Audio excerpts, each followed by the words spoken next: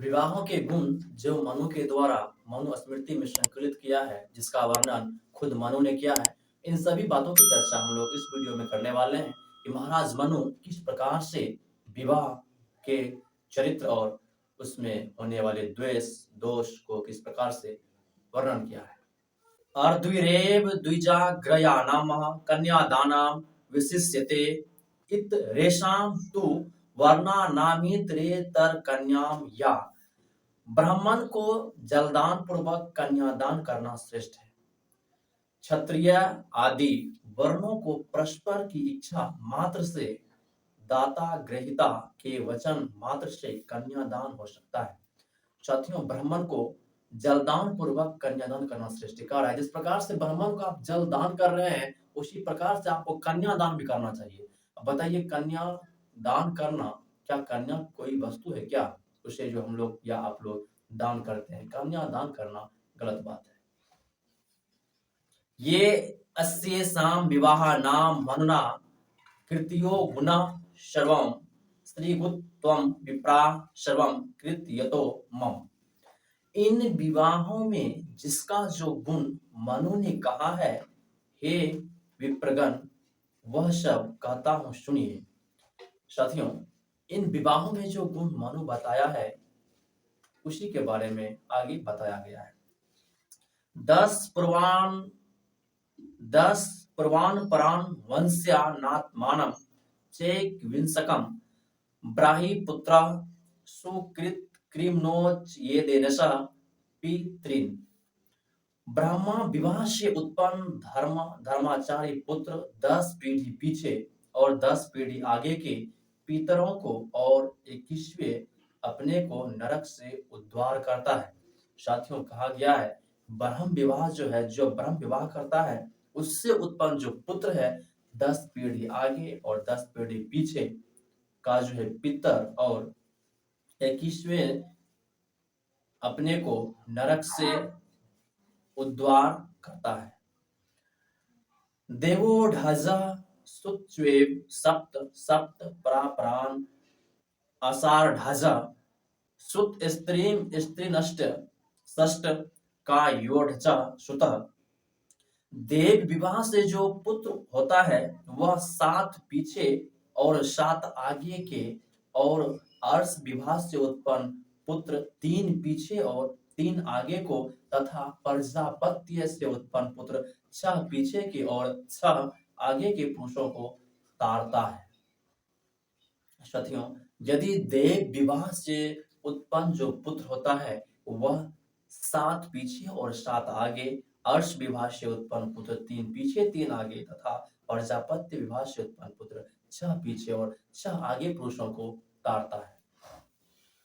ब्रह्मादिषु विवाहेषु चातुर्स्वे वानु पूर्वश ब्रह्मवर्चस्विनः पुत्रा जायन्ते शिष्ट समतः।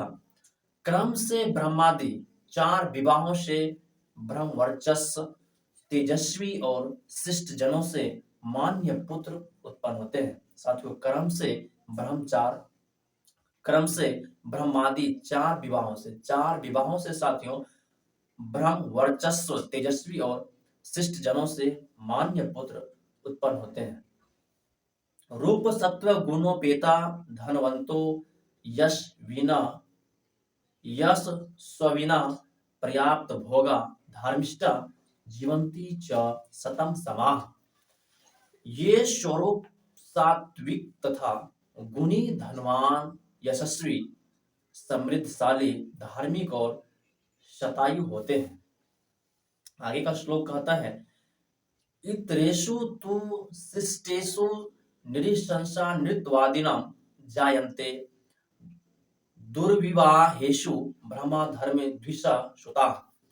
शेष 4 विवाहों से उत्पन्न पुत्र निर्दयी, झूठे, वेद निंदक और धर्म द्वेषी होते हैं। साथियों, कह रहा है इनके बाद जो शेष 4 विवाह है, उसमें उसके द्वारा जो उत्पन्न पुत्र है, निर्दयी होता है, उसके पास मतलब दया नहीं होता है, झूठ बोलता है, और देव और वेद निंदक और धर्म द्वेषी होता है, वह धर्म के द्वेष करता है। इस प्रकार की विवाह के इस प्रकार से विवाह के बारे में मनु ने कितनी घिनौनी बातें चर्चा किया है। अनिन निदेते स्त्री विवाहेर निंदा भवति प्रजा निंदिते निर्निंदा निरीनाम तस्मात् त्रिंधा विन त्रिन तस्मात् त्रिंधान विवर्जयेत। श्रेष्ठ स्त्रियों के साथ करने से उससे श्रेष्ठ संतान उत्पन्न होते हैं और निंदनीय विवाह से निंदनीय संतान का जन्म होता है, इसलिए निंद विवाह ना करें। साथियों, कहा गया है कि निंद विवाह ना करें। यदि आप श्रेष्ठ स्त्रियों के साथ विवाह करते हैं, आपका पुत्र श्रेष्ठ होगा। यदि निंदनीय विवाह करते हैं, आपका पुत्र निंदनीय होगा। पानी ग्रहण संस्कारा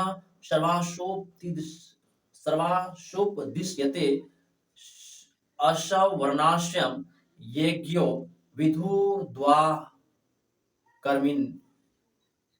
स्वर्ण कन्या के विवाह में ही पानी ग्रहण संस्कार बताया है। साथियों, जो स्वर्ण कन्याएं हैं, जो उच्च कन्याएं हैं, उसके विवाह में ही पानी ग्रहण संस्कार बताया है। अश्वर्णा मतलब भिन्न जातियों की कन्या के विवाह में यह विधि नहीं है। साथियों, पानी ग्रहण संस्कार जो है, जो उच्च कैटेगरी की महिलाएं हैं, जो उच्च कोटि की महिलाएं हैं, उसके विवाह में इसका वर्णन किया गया है। जो भी ओबीसी एससी एसटी वर्ग की महिलाएं हैं, उसके विवाह में पानी ग्रहण संस्कार नहीं होता है और नहीं करने की विधि बताई गई है। तो मिलते हैं साथियों फिर नेक्स्ट वीडियो में। जय भीम, जय संविधान, नमो बुद्धाय।